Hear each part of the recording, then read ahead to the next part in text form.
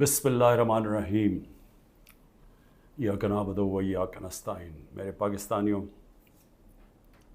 आज मैंने आपसे 3-4 बातें करनी हैं, लेकिन मैं सबसे पहले जो अपनी बात का आगाज़ करना चाहता हूँ वो मैंने जिस चीज़ के ऊपर फ़ैसला किया है कि नैब चेयरमैन के ऊपर मैं 15 अरब रुपए का आज हर्जाना उसके ऊपर डाल रहा हूँ अपने वकील के ज़रिए।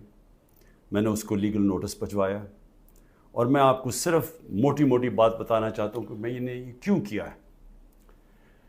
इस आदमी ने सब कुछ बदनीयती पे किया।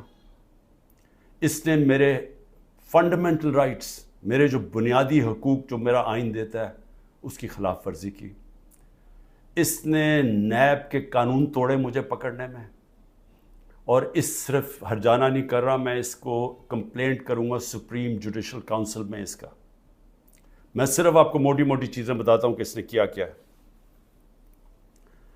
28 अप्रैल को, ज़रा अब ये गौर से सुनना है, 28 अप्रैल को फैसला होता है कि मेरे ऊपर ये जो इंक्वायरी कर रहे थे उसको इन्वेस्टिगेशन में तब्दील करना है। सो आप सब के लिए समझना ये है कि जब इंक्वायरी से इन्वेस्टिगेशन में तब्दील होती है तो पहले मेरे से पूछा जाता है कि मुझे इंक्वायरी रिपोर्ट दिखाई जाती है कि मेरे खिलाफ कंप्लेंट है क्या और ये क्यों तब्दील किया जा रहा है इन्वेस्टिगेशन के ऊपर। मुझे कोई इसका इल्म नहीं होता, बल्कि 30 अप्रैल को उसके 2 दिन बाद अखबार में रिपोर्ट आती है। एक किसी अखबार में लिखा होता है कि जी इंक्वायरी इन्वेस्टिगेशन से गई। मेरे वकील ने फौरी तौर पर इस्लामाबाद हाई कोर्ट कहा कि जी क्या, हमें तो पता ही नहीं है इसका। लेकिन ज़रा आप देखते रहें कि 28 से जब मुझे पता ही नहीं है कि इंक्वायरी क्या है, मेरे पास रिपोर्ट ही नहीं है। इंक्वायरी की रिपोर्ट मेरे पास पहली दफ़ा आती है जब ये मुझे जेल में डालते हैं। ये नैब के कानून की खिलाफ वर्जी है। अब बदनीयती देखें कि 28 को वो इन्वेस्टिगेशन करते हैं, 1 मई को मेरा वारंट निकल जाता है। 3 दिन के बाद मेरा वारंट निकल जाता है, और वारंट भी उस दिन निकलता है जिस दिन पब्लिक हॉलिडे होता है। 1 में पब्लिक हॉलिडे होता है। 8 दिन पता नहीं चलता कि मेरा वारंट है, छुपा लेते हैं वारंट को। और फिर उसको मुझे अदालत में जब बैठा होता हूं, इस्लामाबाद की अदालत में जब बैठा होता हूं, तो तब पता चलता है कि मेरे ऊपर अटैक होता है रेंजर्स का। पुलिस क्यों नहीं?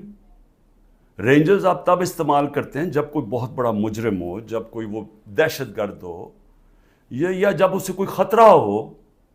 मैं तो जब इस्लामाबाद 9 तारीख की सुबह को निकला था, मैंने वीडियो रिकॉर्ड की थी कि अगर आपने मुझे पकड़ना है तो आप मुझे वारंट दिखाएं और मुझे पकड़ लें।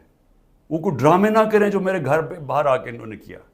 उसके बावजूद रेंजर्स से मुझे पकड़ा, तोड़फोड़ की गई, मेरे सर पे डंडा लगा, लोगों को मारा, खून निकला लोगों के।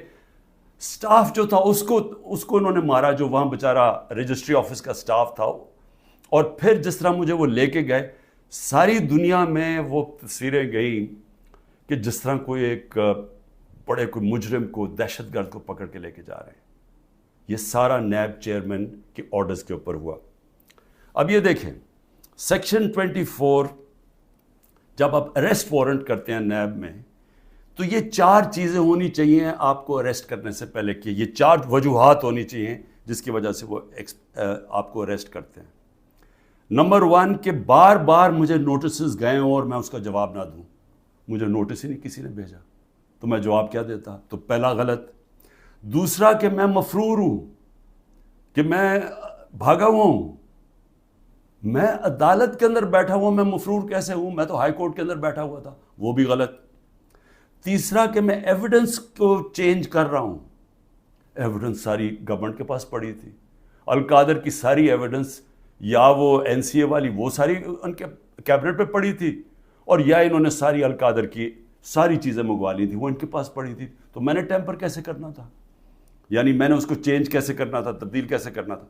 और फिर बार बार एक चीज़ करता जाए आदमी, रिपीट करता जाए एक जुर्म, फिर उठाते हैं। تو ان چاروں میں سے بتائیں کہ کون سی میں نے غلطی کی تھی جو مجھے انہوں نے ایک دہشت گرد کی طرح جس طرح مجھے انہوں نے اٹھایا ہے، یہ چاروں ایک پوائنٹ بھی نہیں میٹ کر رہا تھا۔ اس کے علاوہ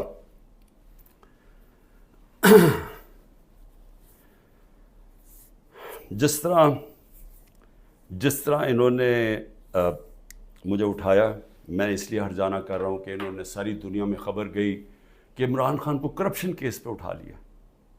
اب یہ یاد رکھیں کہ شوکت خانم کے لیے اور نمل یونیورسٹی کے لیے میرے نام پہ، میری کریڈیبلٹی پہ 10 ارب روپیہ ہر سال اکٹھا ہوتا ہے، اور اس کے علاوہ جو کراچی کا ہسپتال بن رہا ہے وہ 30 ارب کا ہے، یہ تیسرا ہسپتال ہے، اور پھر نمل یونیورسٹی کی ایکسپینشن ہو رہی ہے، اس کے لیے پیسہ اکٹھا کر رہا ہوں۔ تو ایک آدمی کی جب ساری دنیا میں آپ نے اس طرح غیر قانونی طور پہ کیا تو ساری دنیا میں پیغام کیا گیا کہ عمران خان کسی کرپشن میں ملوث ہے، اور اس کی وجہ سے متاثر ہو سکتی ہیں یہ اربوں روپے کے جو میں ہر سال پیسے اکٹھے کرتا ہوں۔ اس لیے میں نے اس کے اوپر ہرجانہ کیا، اور اسی لیے میں صرف یہاں نہیں، میں سپریم جوڈیشل کاؤنسل میں اس کی کمپلینٹ کروں گا۔ یہ بدنیتی کے اوپر ہوا، یہ چھپا کے انہوں نے کیا، یہ پہلے سے پلان تھا، یہ انہوں نے مجھے ذلیل کرنے کے لیے کیا ساری دنیا کے سامنے۔ آرام سے بھی اٹھا لیتے، پولیس آ کے مجھے پکڑ کے لے جاتی، وارنٹ دکھاتی، میرے پاس کون سی وہاں کوئی فوج تھی یا لوگ تھے۔ تو آخر میں اس چیز کے اوپر میں صرف یہ کہنا چاہتا ہوں کہ یہاں سے پری پلان بنا ہوا ہے کہ کسی نہ کسی طرح عمران خان کو پکڑ کے تو جیل میں ڈالو، تو راستے سے ہٹا دو۔ یہ پوری تیاری ہے، 150 کیسز ہیں، اور اب یہ حالات ہیں کہ اتنا پریشر ڈالا ہوا ہے انہوں نے کہ میرے وکیل گھبرانا شروع ہو گئے ہیں۔ پہلے تو انہوں نے سارے کارکن پکڑ لیے ہمارے، اور میں خاص طور پہ وہ 10,000 کارکنوں کے اوپر آج بھی میں اپیل کرتا ہوں، ساری ہیومن رائٹس آرگنائزیشن کو میں اپیل کرتا ہوں کہ اتنا بڑا ظلم ہے کہ ان کو جیلوں میں بند کیا ہوا ہے، ان کو دہشت گردی کے اوپر رکھا ہوا ہے، اس کے لیے ایک شناخت پریڈ ہوتی ہے، اس کے لیے لازمی ہوتا ہے کہ آپ ان کو پروڈیوس کریں۔ وہ کہتے ہیں جی ہمارے پاس عملہ ہی نہیں ہے، وہ شناخت پریڈ ہوتی ہے، اس کے اوپر لے کے ہی نہیں آتی پولیس۔ ججز آرڈر کرتے ہیں وہ لے کے نہیں آتے، ججز کے آرڈرز وائلیٹ کرتے ہیں، اور پھر کئیوں کو اٹھایا ہوا ان کو پریزنٹ ہی نہیں کر رہے کیونکہ اوپر کیس ہی نہیں لگا رہے تاکہ ان کو عدالت بھی نہ لے جانا پڑے۔ لوگوں کو بند کیا ہوا ہے چھوٹے کمروں میں، گندے حالات ہیں اس کے اندر، کئیوں کے اوپر تشدد کیا جا رہا ہے۔ میں سارے پاکستان کے اندر، دیکھیں میں اس وقت سب پاکستانیوں سے اپیل کرتا ہوں کہ یہ جو ہو رہا ہے یہ یاد رکھیں کہ یہ ملک کو ادھر دھکیلا جا رہا ہے، وہ اس ملک کے اندر نفرتیں پیدا کی جا رہی ہیں، ایسی نفرتیں پھٹتی ہیں ملک میں۔ جب تک ایک پولیٹیکل پارٹی منظم رہتی ہے، ہم کوئی کسی قسم کا ہم نے آج تک 27 سال میں انتشار نہیں کیا۔ 9 مئی کو میں پھر سے ریپیٹ کرتا ہوں کہ سب کنڈیم کرتے ہیں، سارے، کوئی پاکستانی نہیں ہے جو وہ سمجھتا ہے کہ جو جلانا کیا، جو آرسن کی گئی، جو بلڈنگ جلائی گئی، یہ خاص طور پہ یہ جو کور کمانڈر کا گھر، سب اس کی مذمت کرتے ہیں۔ لیکن کیا کوئی تحقیقات انڈیپینڈنٹ نہیں ہونی چاہیے؟ اور کیا کوئی یہ نہیں کوئی آج تک کسی سے پوچھا کہ جو 25 لوگوں کو ڈائریکٹ گولیاں ماری گئی تھیں، نہتے لوگوں کو، کیا ان کو کوئی والی وارث نہیں ہے؟ کوئی پوچھے گا نہیں کہ انہوں نے کیا غلطی کی تھی؟ سب نہتے تھے، سب جو مارے گئے ہیں۔ یہ حالات ہیں آپ کے، اتنا خوف پیدا کر دیا ہے کہ وہ لوگ سامنے ہی نہیں آ رہے۔ ہم لوگوں کو جب کہتے ہیں کہ ہم نے آپ کو کمپنسیٹ کریں گے، ان کی فیملیز کو، کوئی غریب لوگ تھے، ایک بیچارہ سارا گھر سنبھالتا تھا، اس کو گولی مار دی، وہ اتنے ڈرے ہوئے ہیں ان کے گھر والے لوگ کہ وہ سامنے ہی نہیں آ رہے۔ اب ایسی فضا پیدا کی ہوئی ہے، چھپے ہوئے ہیں لوگ، کہتے ہیں جی ہم نے سامنے نہیں آنا۔ اور کارکنوں کا یہ حال ہے کہ ہمیں پتہ ہی نہیں پوری طرح چل رہا کہ کتنے کارکن اندر ہیں، کتنے جیلوں میں، کیونکہ وہ چھپے ہوئے ہیں۔ ہمیں یہی نہیں پتہ چل رہا کہ اصل میں کتنے لوگوں کو اس دن گولیاں لگی تھیں، کیونکہ ہمارے کارکن باہر ہوں گے تو بتائیں گے کیا، باقی یا چھپے ہوئے ہیں یا وہ جیل میں ہیں، اور جیل میں برے حالات کے اندر رکھا گیا۔ تو میں اس لیے نون لیگ کو بھی آج ایک بات کہنا چاہتا ہوں، اور پیپلز پارٹی کا بھی اور پی ڈی ایم کی پارٹیز کا بھی. دیکھیں یہ جو ہو رہا ہے نا, یہ یاد رکھیں کہ میں اس ملک کی اسٹیبلشمنٹ کو 27 سال سے میرا واسطہ پڑا ہے. آپ کو پتہ بھی نہیں چلے گا جب یہ بند کمرے میں پلان اے سے پلان بی پہ جائیں گے, آپ کو پتہ بھی نہیں چلے گا.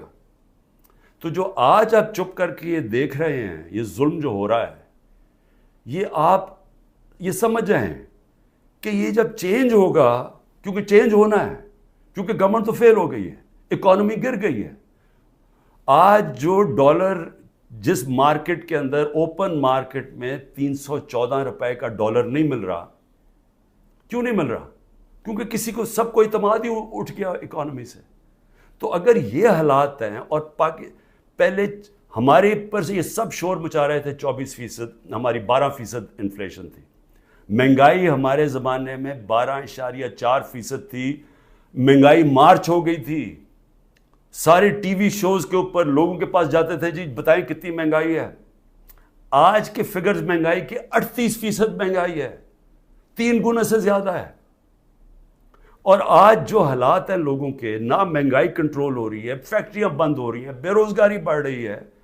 آگے انٹرنیشنل میڈیا کے لوگ, جو فائنانس کے لوگ ہیں, وہ سمجھ رہے ہیں کہ ڈیفالٹ کرنے جا رہا ہے پاکستان. ان حالات کے اندر یہ اگر آپ سمجھتے ہیں پی ڈی ایم والوں کہ آپ بڑی دیر بیٹھے رہیں گے یہاں, میں آپ کو یقین دلاتا ہوں کہ جب پلان بی بنے گا, ہو سکتا ہے آپ ادھر پھنس جائیں. جو آج ہمارے سے ہو رہا ہے ہو سکتا ہے آپ سے بھی یہ ہو. اور یہ مجھے یہ کہنا کہ جی ہمارے زمانے میں یہ ہوا تھا, اس سے بڑا جھوٹ کوئی بول نہیں سکتا. مجھے یہ بتائیں کہ ہمارے زمانے میں کب یہ ہوا تھا؟ کتنے لوگوں کو تشدد کیا گیا جیل میں, کتنے گھر توڑ کے اندر گھس کے عورتوں کے سامنے اٹھا کے لے گئے, اگر وہ آدمی نہیں ملا تو ان کے رشتہ دار اٹھا کے لے گئے. کتنے گھروں میں ایسے ہوا تھا؟ مجھے یہ آج تک بتائیں کہ ہم نے کتنے دہشت گردی کے کیسز کیے تھے. مریم نواز نے جا کے جب پتھراؤ کروایا تھا نیب کے اوپر, کتنے دہشت گردی کے کیسز ہوئے تھے. کس کے اوپر اس طرح کے 150 کیسز کیے گئے جو میرے پہ 4 کیسز میرے اوپر کیے گئے ہیں, کرمنل کیسز, جب میں نظر بند تھا 4 دن وہاں نیب جیل میں. تو جس طرح کی یہ آپ حرکتیں کر رہے ہیں اور یہ ہونے دے رہے ہیں حرکتیں, اور یہ کہہ کہ جی ہمارے زمانے میں یہ ہوتا تھا, یہ سمجھ جائیں کہ یہ بڑی جلدی چینج ہو سکتا ہے. یہ ابھی آپ بڑے خوش ہیں کہ جی تحریک انصاف, اس لیے نہیں کہ ہم نے آپ سے کوئی ظلم کیا تھا. میں پھر سے ریپیٹ کرتا ہوں, 95% کرپشن کے کیسز اب پہلے آپ کے زمانے میں بنے ہوئے تھے.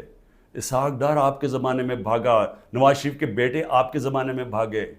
یہ جو کیسز بنائے ہوئے تھے یہ سارے آپ کے زمانے میں ہوئے ہیں. صرف پھر سے شہباز شریف کے جو 16 ارب کا ایف آئی کا کیس تھا اور جو نیب کا کیس تھا, وہ ہمارے زمانے میں بنا 8 ارب کا. اور وہ میں آج بھی کہتا ہوں کہ اس سے کلیئر کٹ کیس ہے ہی کوئی نہیں. زمین کے قبضے جو چھڑوائے تھے وہ سارا لینڈ ریکارڈز کے دیکھ کے چھڑوائے تھے. ایک مجھے ادارہ, نہ پولیس آفیسر, کوئی آئی جی, کوئی مجھے آج ایف آئی اے کا آدمی مجھے ایک کہہ دے کہ میں نے کسی کے اوپر کہا کہ انتقامی کارروائی کرو, ایک مجھے بتا دے. کوئی مجھے بتائے جتنی ہم نے بھرتیاں کی ہیں وہ ساری میرٹ کے اوپر کی تھی. کتنے عمران خان کے رشتہ داروں کو امپورٹنٹ جگہوں پہ بیٹھے تھے. اور پھر میڈیا, ذرا میں میڈیا کے اوپر آ جاؤں, کیونکہ میڈیا میں ہمیں بڑی مار پڑی تھی سارا وقت. وہ گورنمنٹ, جس گورنمنٹ نے اس ملک کے اندر کرونا, دنیا مانتی تھی کہ کرونا کا سب سے زیادہ ڈیل اس کے ساتھ اس کو سنبھالا, دنیا مانتی تھی. ہندوستان میں حالات دیکھ لیتے, ارد گرد ایران میں حالات دیکھتے جو ہمارے 2 نیبرز تھے, اور پاکستان میں حالات دیکھتے. اپنے ملک کو جس طرح ہم نے نکالا ہے اور بڑی رسک لے کے, تو میں آج یہ سوال پوچھتا ہوں کہ ہمارے طرف اخبار اٹھا کے دیکھ لیں, جو ہماری مٹی پلیت کی گئی ہے میڈیا میں. اور ایک کیس ڈال دیجیے رانا ثناء اللہ کے اوپر, وہ ڈرگز کا کیس تھا. رانا ثناء اللہ کا اے این ایف نے کیس کیا تھا, جن کے اوپر ایک میجر جنرل صاحب بیٹھے ہوئے تھے. اور ہم نے کیبنٹ میں جب رانا ثناء اللہ کا کیس آیا, کیبنٹ میں پریزنٹیشن مانگی اس سے کہ کہیں غلط کیس تو نہیں کر دیا. اور انہوں نے ایک فریم بائی فریم بتایا کہ یہ کیسے یہ رانا ثناء اللہ پکڑا گیا تھا منشیات میں نے تو کسی کو نہیں کہا، نہ میری کیبنٹ نے کسی کو کہا. تو اس لیے یہ کہنا کہ آپ کے زمانے میں بھی کچھ تھا، ہمارے زمانے میں کچھ نہیں تھا. اور میں آج آپ کو آگے بھی بتا دوں کہ الیکشن جب ہوں گے، یہ میری آج پیشن گوئی مان لیں، جو مرضی کر لیں آپ، جیتنا تحریک انصاف نے انشاءاللہ. تو جب ہم آئیں گے، میں آج آپ کو انشاءاللہ ہم جب آئیں گے، میں آپ کو ابھی بھی یہ کہتا ہوں، میرے سے جو کیا ہے میں تو ان کو معاف کر دوں گا. مجھے قتل کرنے کی جنہوں نے کوشش کی میں معاف کر دوں گا، کیونکہ میں جو امتی ہوں وہ نبی صلی اللہ علیہ وسلم کا ہوں، اور انہوں نے اپنی ذات کے اوپر ہمیشہ معاف کر دیتے تھے. تو میری ذات کے اوپر جو بھی چیز ہے میں معاف کر دوں گا. جو میرے گھر میں ہوا، میری بیوی اکیلی گھر میں، جس طرح گھر میرا توڑا گیا باہر سے، جس طرح اٹھا کے لے گئے، مارا لوگوں کو میرے گھر میں آ کے، میرے گھر کے اوپر جو حملے کیے گئے، جب میں تو معاف کر دوں گا. لیکن مجھے بتائیں کہ جن لوگوں کے اوپر اس وقت تشدد ہوا ہے اور ہو رہا ہے، وہ جب نکلیں گے، یا جو اعظم سواتی سے ہوا، یا جو شہباز گل سے ہوا، تو کیا وہ معاف کریں گے؟ کیا یہ جو عمران ریاض کو اٹھایا، یا جو ارشد شریف، یہ جس طرح اس کی کیا فیملی معاف کرے گی؟ کیا یہ جو ورکرز جب نکلیں گے جن کو جانوروں کی طرح رکھا گیا ہے، کیا ان کو پتہ ہے کون کون سے؟ اور پولیس والوں نے زیادہ تر اچھا برتاؤ، ان کی بری رپورٹس نہیں ہیں، نامعلوم افراد نے زیادہ ظلم کیا، لیکن کئی گلو بٹ جو انہوں نے شامل کیے، کیا ان کو معاف کر دیں گے؟ جنہوں نے 25 مئی کو کیا، ہم نے چپ کر کے بیٹھ گئے، ہم نے کسی کو سزا ہی نہیں دی جب 25 مئی کو انہوں نے ظلم کیا تھا. تو کیا اب ہم معاف کر دیں گے؟ یہ جو ورکر جب نکلیں گے وہ ڈیمانڈ نہیں کریں گے کہ جن سے ظلم کیا گیا؟ تو اتنے انتہا پہ جو آپ لے کے جا رہے ہیں، یہ یاد رکھیں کہ کہیں پلان بی بن گیا تو آپ اسی جگہ پہ پھنس جائیں گے. اور میری میڈیا سے میں پھر میڈیا سے پوچھتا ہوں کہ اب تو انہوں نے مکمل طور پہ عمران خان کا نام ہی اب نہیں لے سکتے اب ٹی وی چینلز پہ، یہ اب نئی چیز ہے. اگر عمران خان کا ٹی وی چینلز پہ نام نہیں لے سکتے تو اب میں سوچ رہا ہوں کہ ٹی وی چینلز پہ گفتگو کیا ہوگی شام کو. میں اور بھی سوچ رہا ہوں کہ اس کا مطلب مریم نواز کی تو اب تقریریں دکھائی نہیں سکیں گے، کیونکہ اس کی تقریر ہی ختم ہو جائے گی اگر اس میں عمران خان کا نام نہ ہوا. یعنی اس طرح سے کیا ملک میں کیا لوگ اتنے بیوقوف ہیں کہ اگر آپ یہ نہیں کریں گے تو اس سے وہ بھول جائیں گے لوگ P T I Imran Khan کو. میں پھر سے آپ سے کہتا ہوں کہ یہ جو لوگوں سے کیا جا رہا ہے، ہمارے لوگوں سے جو میرے سے کیا جا رہا ہے، میں اپنا اس لیے نہیں زیادہ بات کرتا کہ ٹھیک ہے میں تو تیار ہوں ہر چیز کے لیے. پہلے تو رانا ثناء اللہ کہتا ہے کہ عمران خان کی جان کو شدید خطرہ ہے، ٹی وی پہ جا کے کہتا ہے. پھر میرا جو انچارج تھا کرنل عاصم یہاں کا سیکیورٹی کا، وہ غائب ہو جاتا ہے. جو گاڑیاں جو پروٹیکشن دینے والی جو بلٹ پروف ہیں، وہ سوائے ایک کے باقی ساری وہ 3 جو گاڑیاں تھیں وہ غائب ہو جاتی ہیں، ان کو پکڑ کے امپاؤنڈ کر لیتے ہیں. پھر ارد گرد اس وقت جو ہمارے قریب تھا اس کے پر وارنٹ نکال دیے. تو یہاں خالی پڑا ہوں، میں اکیلا بیٹھا ہوں، 2-3 ہمارے پاس لوگ رہ گئے. اور پھر آتے ہوئے اب لوگ ڈرتے ہیں کیونکہ اگر کوئی یہاں آئے گا تو ان کو ڈر ہے کہ باہر کوئی انفارمنٹس پکڑے جائیں گے، تو وہ بھی آئسولیٹڈ ہوں، وکیل صرف آ سکتے ہیں. لیکن میرا سوال یہ ہے کہ کیا اس سے میں پیچھے ہٹ جاؤں گا؟ اور پھر جو حربے استعمال کیے گئے، مجھے بڑا افسوس ہوا کہ رات میری بھانجی کا خامد، جس کا کوئی تحریک انصاف سے تعلق نہیں ہے، اس کا جو باپ اور فیملی وہ ساری نون لیگ میں ہے، اس کو کل رات اٹھا کے لے گئے. تو ایک بہن کے گھر میں چھاپے مارے ہیں انہوں نے گھر جا کے. تو یہ جو ساری حرکتیں ہیں، کیا اس سے عمران خان پیچھے ہٹ جائے گا؟ اور پھر میں نے ایک کمیٹی بنائی جس میں پرویز خٹک اور اسد کیسر تھے. ان کو دعوت ملی جی کہ ہاں اسٹیبلشمنٹ سے کیا ہے ہمارے سے بات چیت کریں. وہ ادھر جاتے ہیں، ادھر ان کو سیف ہاؤس میں بٹھا لیتے ہیں. وہ ابھی بھی جب تک مجھے خبر آ رہی ہے ابھی وہ سیف ہاؤس میں بیٹھے ہوئے ہیں. انہیں کہہ رہے ہیں کہ تب آپ کو ہم چھوڑیں گے جب آپ یہ کہیں گے کہ ہم تحریک انصاف سے ہم اس کو چھوڑیں، تحریک انصاف اور عمران خان کو. تو اصل میں یہ جب آپ یہ حرکت یہ جو کر رہے ہیں، کیا آپ کو سمجھ ہے کہ آپ لوگوں سے کیا پوچھ رہے ہیں جب آپ کہتے ہیں کہ آپ تحریک انصاف سے علیحدہ ہو رہے ہیں؟ کیا اندازہ ہے کہ یہ کہہ کیا رہے ہیں آپ یہ کہہ رہے ہیں کہ آپ پالیٹکس چھوڑ دیں، کیونکہ جس وقت جو اس وقت تحریک انصاف کو چھوڑے گا، یہ میں آج آپ کو رائٹنگ میں دے رہا ہوں کہ اس کو لوگوں نے ووٹ نہیں ڈالنی، تو جو ہمارے سارے لوگ اتنی مشکلوں کے باوجود ہمارے ساتھ کھڑے ہیں، نظریاتی طور پہ بھی کھڑے ہیں، وہ جو ظلم ہو رہا ہے اس کے اوپر بھی وہ لوگ کھڑے ہو گئے کہ نہیں ہم نہیں جاتے، لیکن ان سب کو یہ بھی پتہ ہے کہ جو چھوڑے گا اس کی اس وقت پالیٹکس ختم ہو جائے گی۔ تو یہ جو ان دونوں کو، ہمارے سینئر لوگوں کو، میں نے تو اس لیے کہا تھا کہ بات چیت شروع کریں گے، وہ بات چیت کرنے گئے ان کو ہی بٹھا لیا، تو اس کا مطلب کہ بات چیت نہیں کرنا چاہتے۔ اس کا مطلب یہ کہ یہاں فیصلہ ہوا ہے بند کمروں میں کہ پارٹی کو ختم کرنا ہے، عمران خان کو اکیلا کر دینا۔ عمران خان اکیلا ہو چکا ہے، عمران خان کے تو ارد گرد اب کوئی بھی نہیں ہے، نہ میں کسی کو ٹیلی فون کر سکتا ہوں، نہ میں کسی سے بات کر سکتا ہوں، کہ سب چھپے ہوئے ہیں، یا جو میری سینئر لیڈرشپ ہے ان سے مشاورت نہیں کرتے، وہ سارے جیل میں ہیں، یا انہوں نے کہا کہ ہم جی پیچھے ہٹ رہے ہیں، ہم پالیٹکس سے پیچھے ہٹے۔ تو کیا میں سوال یہ پوچھتا ہوں کہ چلیں عمران خان کو تو آپ نے آئسولیٹ کر دیا، کیا یہ پاکستان میں اس کی بہتری ہو رہی ہے؟ یہ ہمارا ملک کے لیے بہتر ہے؟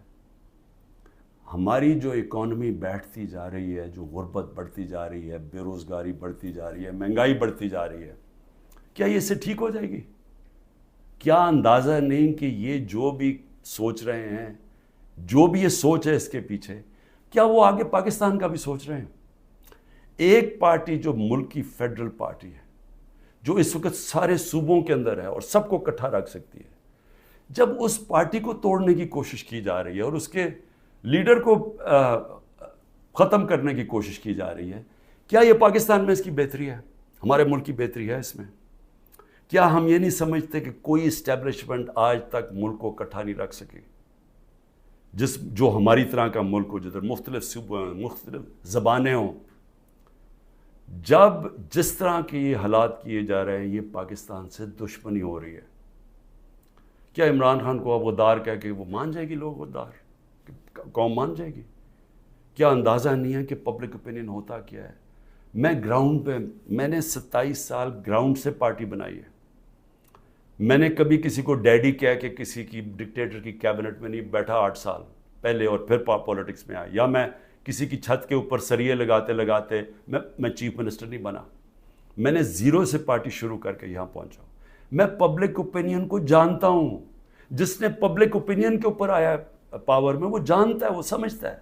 میں اس لیے آپ کو کہہ رہا ہوں کہ یہ جو آپ کر رہے ہیں، اس سے پارٹی کمزور نہیں، پارٹی طاقتور ہو رہی ہے، کیونکہ پبلک جڑتی جا رہی ہے اس کے ساتھ، اور لیکن کمزور پاکستان ہو رہا ہے، ہمارے ملک کو کمزور کیا جا رہا ہے۔ ہماری معیشت جب کمزور ہوتی ہے تو سارا ملک کمزور ہو جاتا ہے، اور سب سے بڑی بات کہ پالیٹکس کو فریگمنٹ کیا جا رہا ہے۔ جو پلان مجھے نظر آ رہا ہے وہ یہ ہے کہ ہر پارٹی کو چھوٹی چھوٹی ان کے ووٹیں دے دیں، اور پھر وہ ساروں کو اکٹھا کر کے جب آپ بٹھائیں گے تو سمجھیں گے کہ وہ کمزور قسم کی حکومت ہوگی جو کنٹرول ہو سکتی ہے پیچھے سے۔ تو یہ تو ملک کی تباہی ہے، ملک کی اس وقت ریکوائرمنٹ ہے، جو معاشی تباہی مچ چکی ہے ملک میں، جو ملک جدھر جا کے کھڑا ہو گیا۔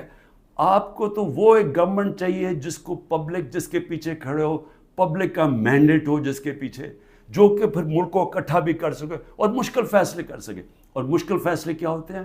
ملک کو ری اسٹرکچر کر سکے، گورننس سسٹم ٹھیک کر سکے، رول آف لا لے کے آئے پاکستان میں، وہ انویسٹمنٹ کی انوائرمنٹ بنائے تاکہ انویسٹمنٹ تو آنی شروع ہو، اور تو چھوڑے بیرون ملک پاکستانی سب سے بڑا اثاثہ ہے۔ جس وقت ہم نے ملک میں قانون کی حکمرانی کی، ان کی انویسٹمنٹ آ جائے گی، لیکن یہ تو اس کو دوسری طرف جا رہے ہیں، اس میں تو پاکستان میں امید ہی ختم کرتے جا رہے ہیں۔ اور میں آخر اپنی بات ختم کرتا ہوں اپنے ورکرز کے لیے، کہتے ہیں کہ جتنے بھی میرے ورکرز ہیں، وہ جس طرح بھی میری ان تک آواز جائے، مجھے پتہ مشکل ہے وقت، چن کے ہر تھانے کو حکم دیا گیا کہ پی ٹی آئی کا کوئی کارکن ہے تو اس کو پکڑو یا اس کو دباؤ یا اسے کہو اپنی وہ کہے کہ جناب میں آج پاکستانی فوج کے ساتھ کھڑا ہوں اور میں تحریک انصاف چھوڑ رہا ہوں۔ ہم سارے پاکستانی فوج کے، میں بار بار کہ ہم سب فوج کے ساتھ کھڑے، کون نہیں کھڑا ہوگا اپنی فوج کے ساتھ جس نے آپ کی ملک کی حفاظت کرنی ہے؟ لیکن یہ ایک آڑ لے کے کہ جی وہ 9 مئی کو تحریک انصاف کو ایک بالکل ایک اس کے اوپر پورا کریک ڈاؤن کر دو اس کا بہانے میں، تو میں اپنے سارے کارکنوں کہتا ہوں صبر کریں، مشکل وقت ہے، آپ کے لیے مشکل وقت ہے، میرے لیے سب سے زیادہ مشکل وقت ہے۔ مشکل وقت کیوں ہے؟ کیونکہ سارا دباؤ انہوں نے میرے پر ڈالا ہوا ہے۔ تو جب تک میں کھڑا ہوں، جب تک یہ سارے حربے استعمال کر رہے ہیں مجھے پکڑنے کے، کوئی نہ کوئی کیس میں تو پکڑ ہی لیں گے کیونکہ اتنے زیادہ کیسز ہیں، اور اگر میرے وکیل اب ڈرنا شروع ہو گئے ہیں تو میں خود تیاری کر رہا ہوں کہ میں خود ہی پھر مجھے اپنے کیسز عدالت میں جانا پڑے گا، لا پڑھنے کی بھی کوشش کر رہا ہوں۔ سمجھ بھی، ویسے میں نے اتنی دفعہ عدالتوں کے چکر لگائے ہیں کہ میں کافی سمجھ بھی گیا ہوں کہ قانون کیا ہوتا ہے، تو میں وہ بھی تو لگ تو ایسے رہا کہ وہ وکیل بھی آخر میں چھوڑ جائیں گے، لیکن عمران خان جب تک زندہ کھڑا رہے گا اپنے ملک کی حقیقی آزادی کے لیے۔ اور میرے کارکنوں، آپ اس کو پولیٹکس نہ سمجھیں، آپ ایک دن دنیا کہے گی کہ یہ وہ لوگ ہیں جو کھڑے تھے پاکستان کی حقیقی آزادی کے لیے اور انہوں نے قربانیاں دی اپنے ملک کو آزاد کرنے کے لیے۔ پاکستان زندہ باد۔